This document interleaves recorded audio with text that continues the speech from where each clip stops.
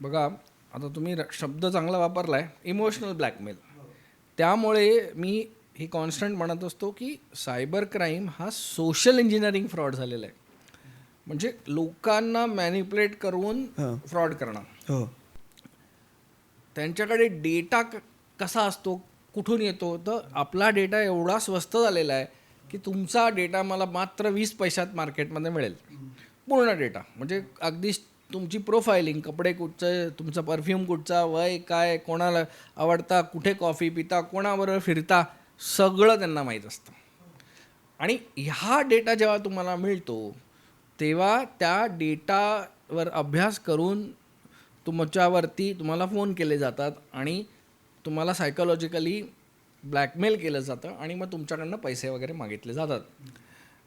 ह्याच्यापासून वाचण्यासाठी काय करता येईल, तर तुम्हाला कन्फर्म करायला पाहिजे. तर माझ्याकडे केस आली होती, ती मुलगी शाळेत गेली होती त्यांची.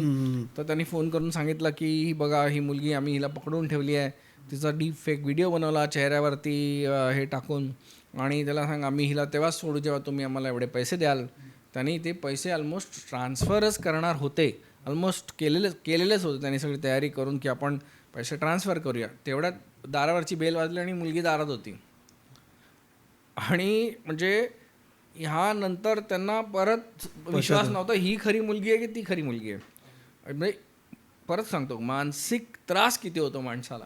आणि त्या ट्रॉमातनं निघताना म्हणजे त्यांच्यावर देवाकृपेने नुकसान झालं नाही, पण ते माझ्याकडे आले कशाला असतील, परत हे होऊ नये म्हणून काय करता येईल, आम्हाला आता हा ट्रॉमा झाला, ह्याच्यातनं कसं बाहेर यायचं, मुलीला आम्ही कॉलेजला पाठवू की नको पाठवू, परत करतील त्याचं आता केलं तर, मग आम्ही प्रिकॉशन कसं करायचं.